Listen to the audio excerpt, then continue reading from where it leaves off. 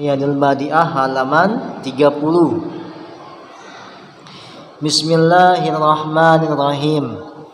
Para jamaah sekalian, kemarin kita udah bahas tentang masalah beberapa sholat sunnah. Yang pertama sholat apaan? Yang pertama sholat Sholat? Wah, lupa lagi. Sholat Id, Idul Fitri, Idul Adha. Yang kedua sholat gerhana, gerhana matahari sama gerhana bulan. Nah, ya. Wah, lupa semuanya. Wah, pulang dari masjid udah lupa semuanya. Waduh. Hah?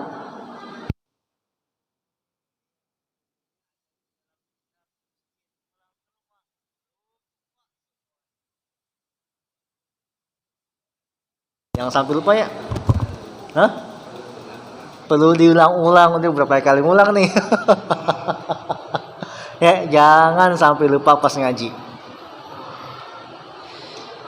Nah, sekarang yang ketiga kita akan membahas tentang sholat istisqa. Sholat istisqa, sholat minta hujan. Kemarau panjang, akhirnya nggak ada air, nggak hujan seminggu sampai kehabisan air. Akhirnya kita dianjurkan untuk sholat istisqa, sholat minta hujan. Ya Allah, turunin hujan di Kelapa Dua, hujan gede banget. Akhirnya kebanjiran, ya Allah, nggak jadi deh ya Allah.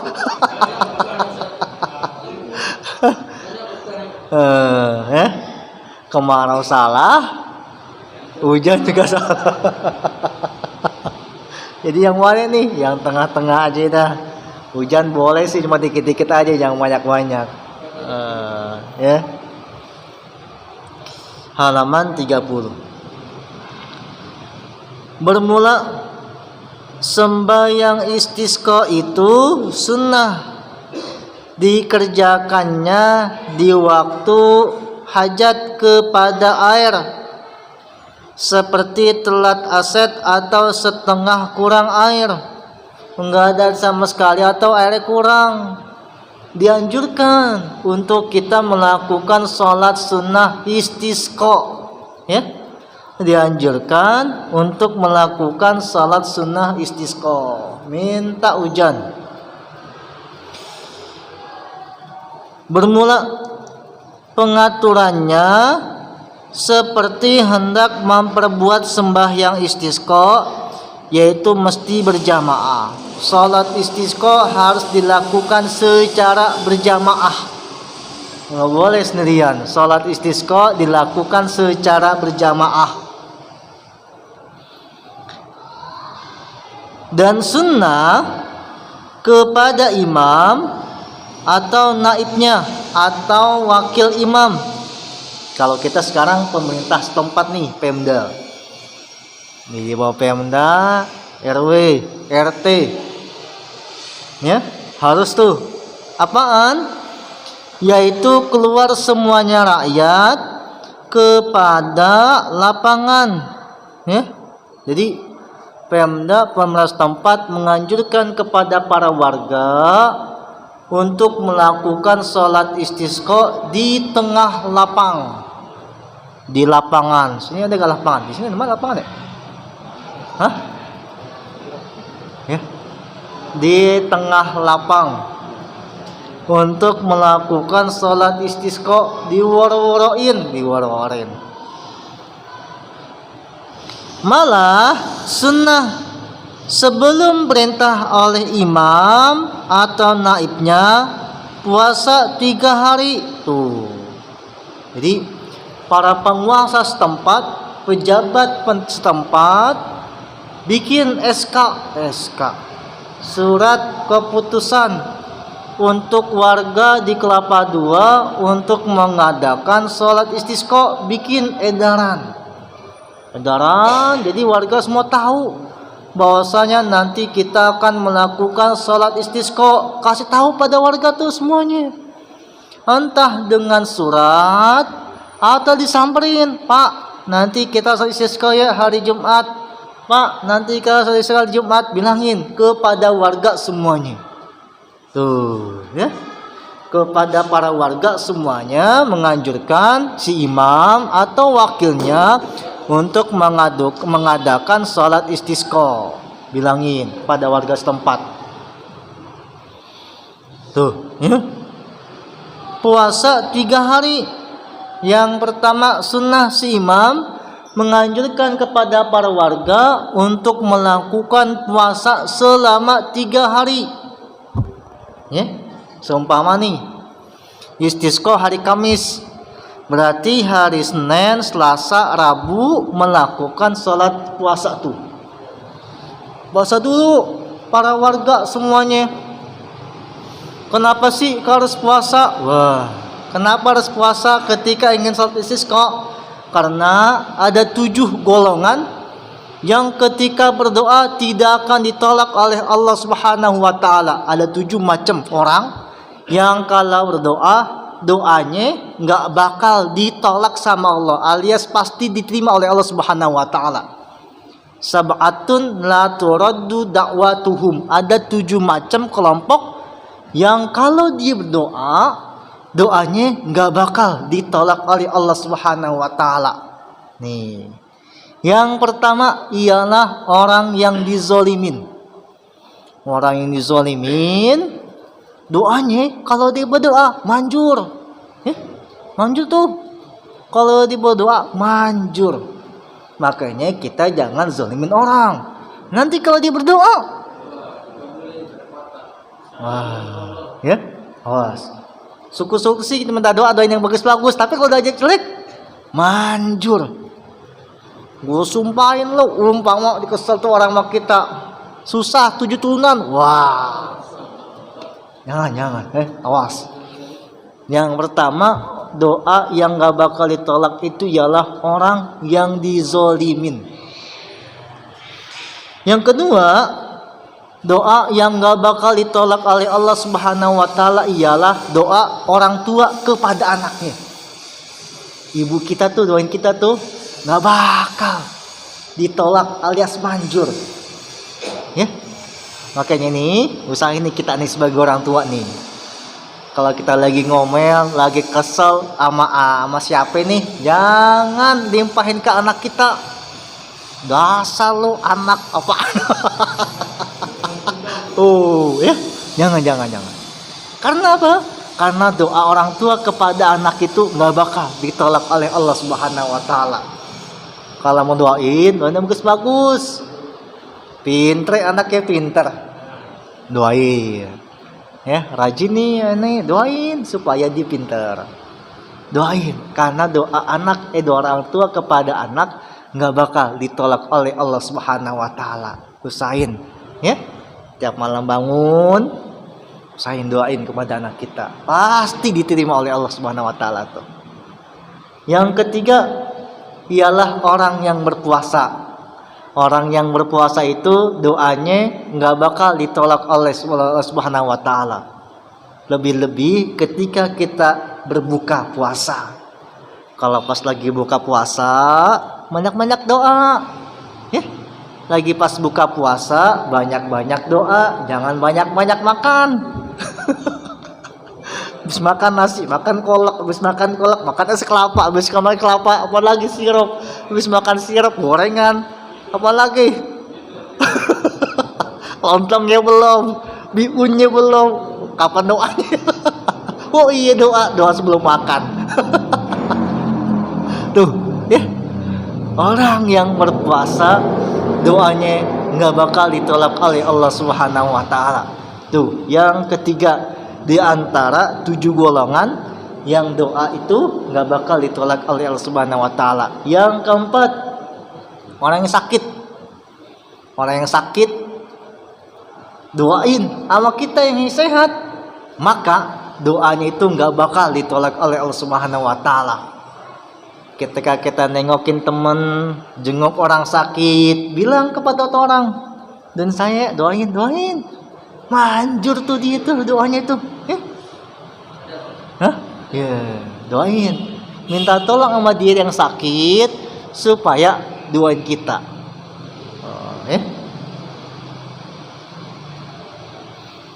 Terus yang kelima, doa yang gak bakal ditolak itu ialah seorang musafir, orang yang berpergian, doanya manjur.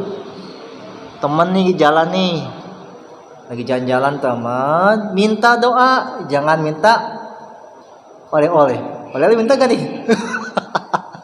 Minta doa sama dia. Yang kedua minta oleh-oleh. Yang pertama minta doa. Ketika orang lagi musafir, banyak-banyak kita pesen sama dia supaya doain kita. Karena doa dia kepada kita manjur, nggak bakal ditolak oleh Allah Subhanahu wa taala. Itu yang kelima. Ketika ada 7.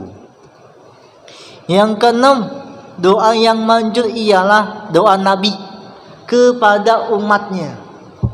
Nabi doain kepada umatnya, maka otomatis doa itu manjur. Yang ketujuh, yang terakhir, orang yang berdoa nggak bakal ditolak itu ialah orang yang sedang melakukan ibadah haji. Lagi pergi haji, minta sama dia, doain, tolongin dong, doain saya supaya saya bisa sampai ke sono. Panggil nama saya di sana.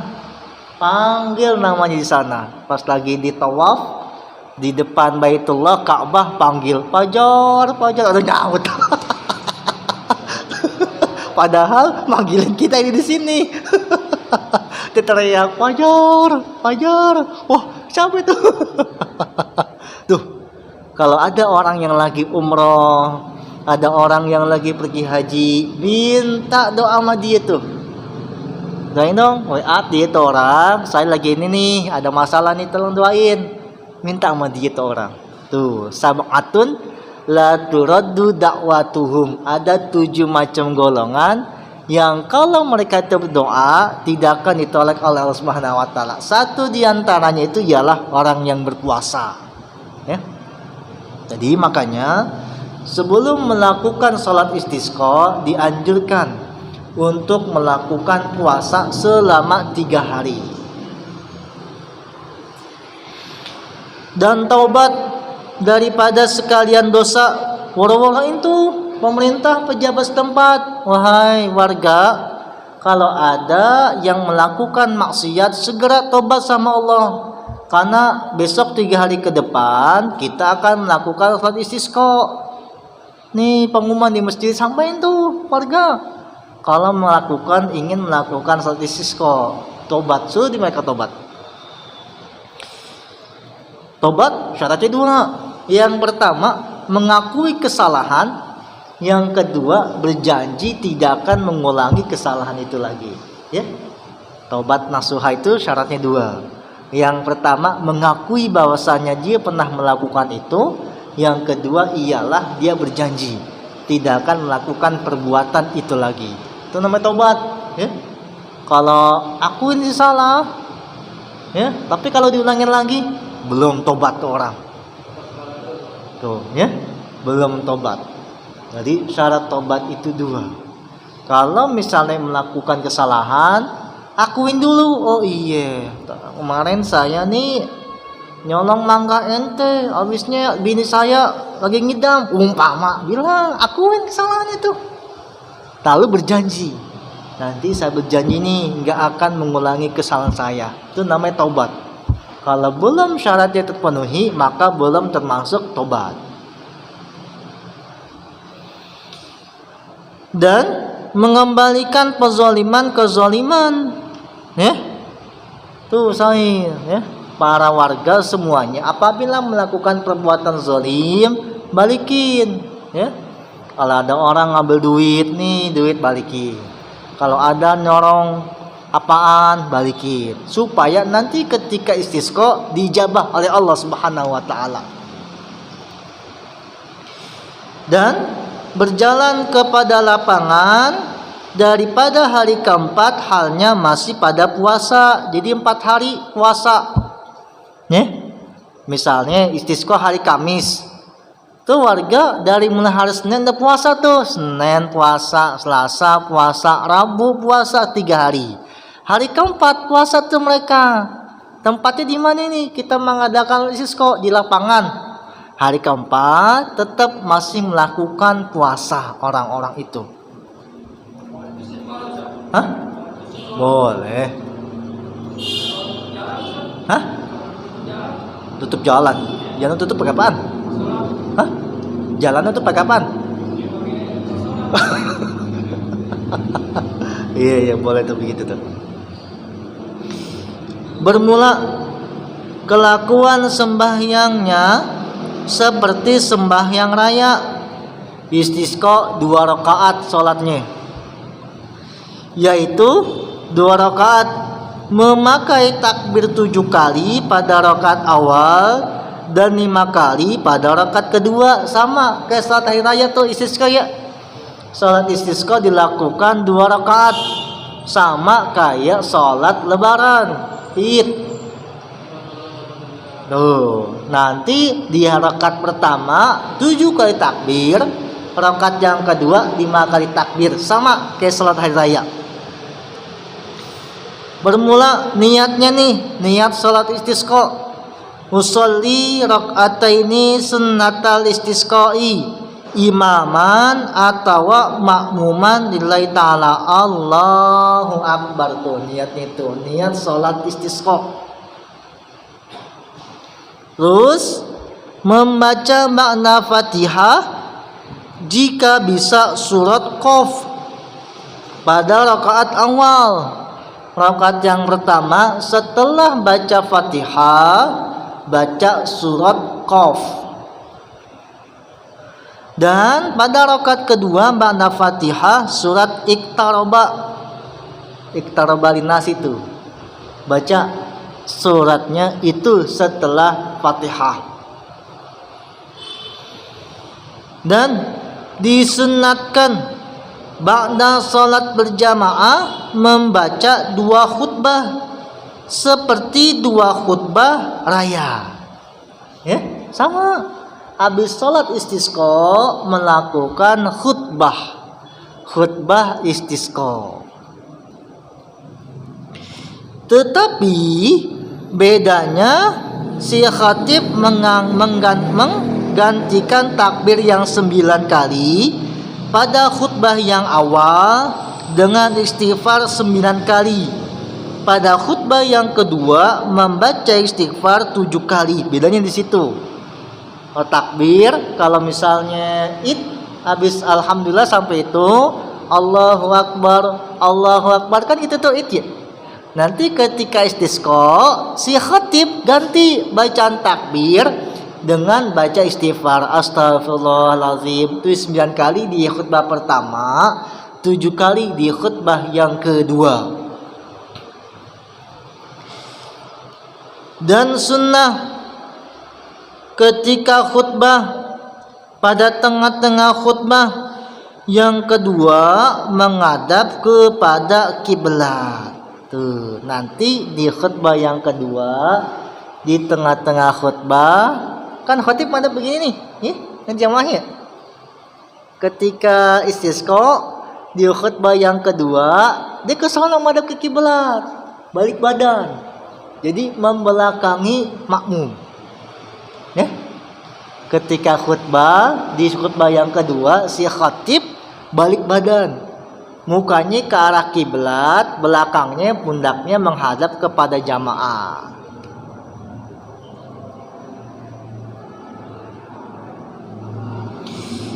Dan sunnah membalikan selendangnya pada ketika madhab kiblat, yaitu menjadikan belah kanan selendangnya ke belah kiri, yang atas dijadikan ke bawah. Begitu juga sekalian makmum menurut imam pada selendangnya. Ya, nanti ketika udah madhab kiblat, si khatib pakai sorban. Pertama sorban ini sebelah kanan dibalik, ya, balik tuh. Nanti dibalik. Yang tadi atas taruh dibalikin ke atas, ditaruh di sebelah kiri. Itu ketika khutbah istisqa. Gitu ya. Jadi pertama si khatib balik badan ke sono, membelakangi jamaah. Kemudian setelah membalikan badan, putar selendangnya. Selendangnya diputar. Yang tadinya sebelah kanan ditaruh sebelah kiri. Yang tadinya di atas nih taruh di bawah, dibalik. Taruh di sini. Sama tuh, makmum semuanya sama begitu, ikutin imam. Kalau pakai sorban.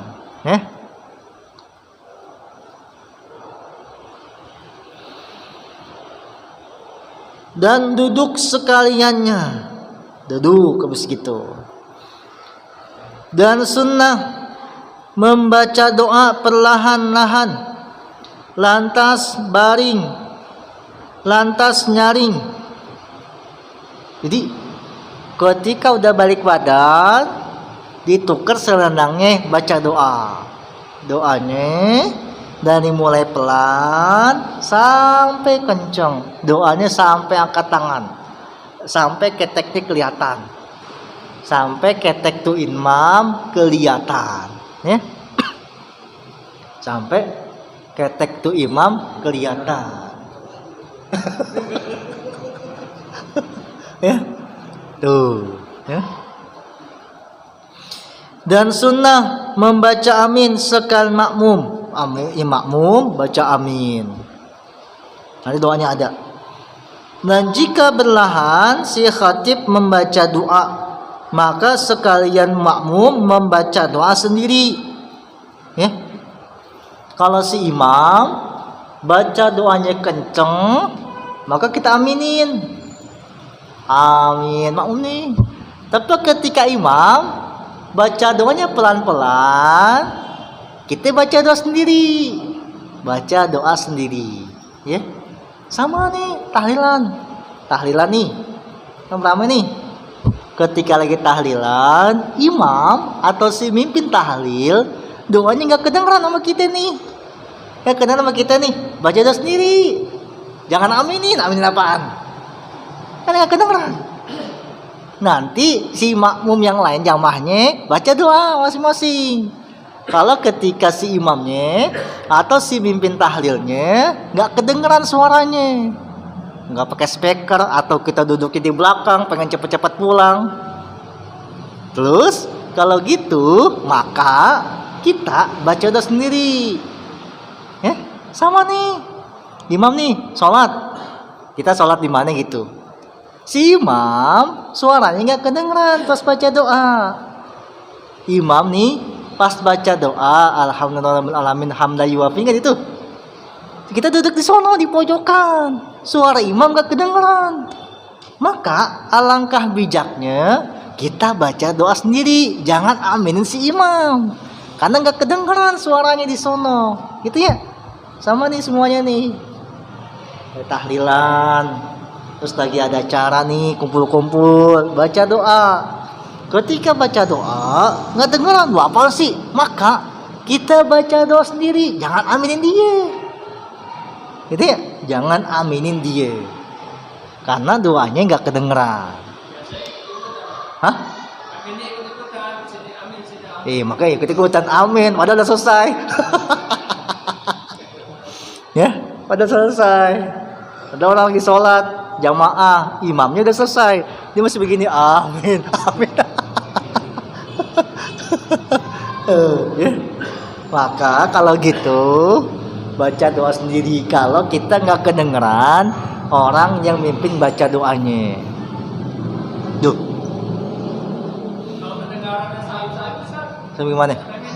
Hah? Bisa Ayub. Suaranya gak kedengeran. Baca doa sendiri. Kalau gitu baca doa sendiri. Gak kedengeran suaranya. Apa? Jangan-jangan udah selesai nih, kita amin aja. Maka tuh kalau gitu tuh mendingan baca doa sendiri aja. Udah Allah maafillah warhamu, kan itu doang kan baca doanya. Tuh, amin. Terus suaranya kedengeran. Suaranya kenapa nggak baca? Gimana bacanya? Baca doanya apaan? Hah? Oh gitu. Suaranya kedengeran, tapi nggak tahu baca doa apaan. Doa apaan baca mati. Kalau gitu, hah? Kita ikutan amin juga. Jangan ya, ini mesti dirubah nih ya. Kalau ada orang baca doa nggak jelas atau kita nggak kenal suaranya apaan nih, baca doa sendiri aja. Baca doanya sendirian aja udah. Iya, baca doanya sendirian. Udah baca doa sendirian aja udah. Nggak sama berkatnya sama.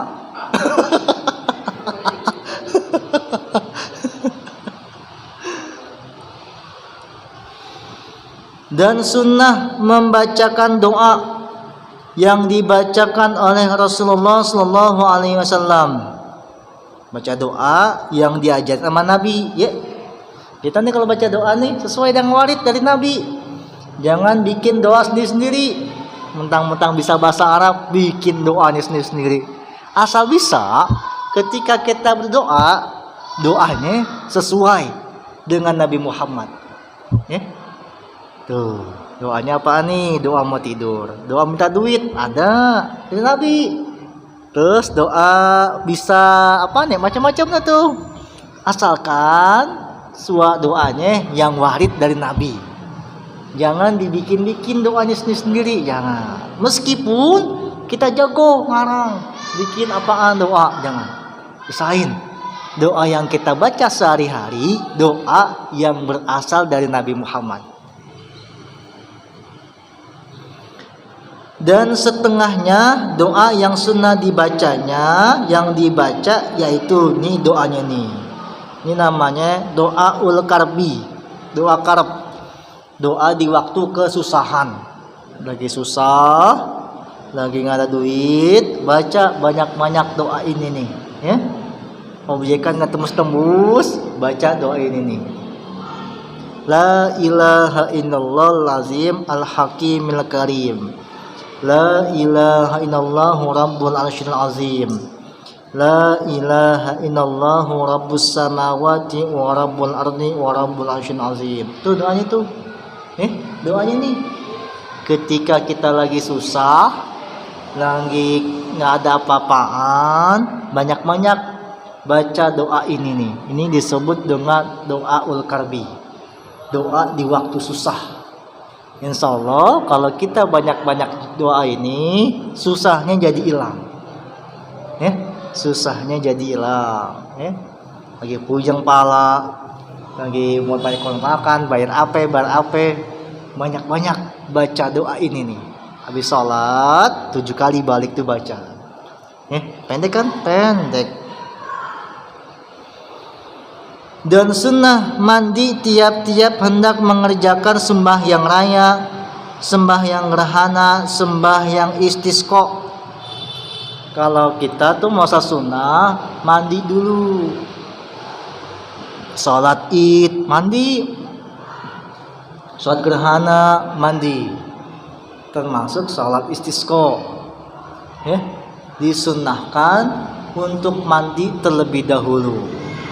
Selama kita mau kumpul-kumpul, usahain mandi. Jumatan, kadang-kadang ke masjid nih ngumpul, mandi. Jangan sampai dari mana-mana masih keringetan basah, kita udah ngumpul. Mandi usahain. Jadi kita enak jadinya, ya. Wallahu a'lam bissawab, wa bizidni ilma al-Fatihah.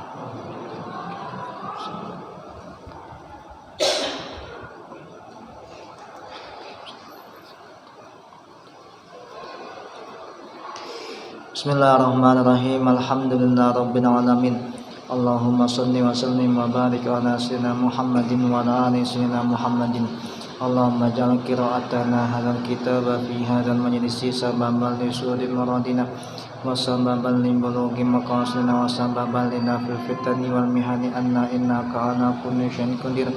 Allahumma aftah alaina wa ala auladina fanhamu bina warzuqna wa iyyahum ilman nafi'a fahman sakiba waj'al ulumana musbatan ila yaumiddin bihaqqi kitabi wa sahibihi. Rabbana atina fid dunya hasanah wa fil akhirati hasanah wa qina azabannar. Sallallahu alaihi wa baraka ala sayyidina Muhammadin wa ala alihi wa sahbihi ajma'in. Walhamdulillahirabbil alamin.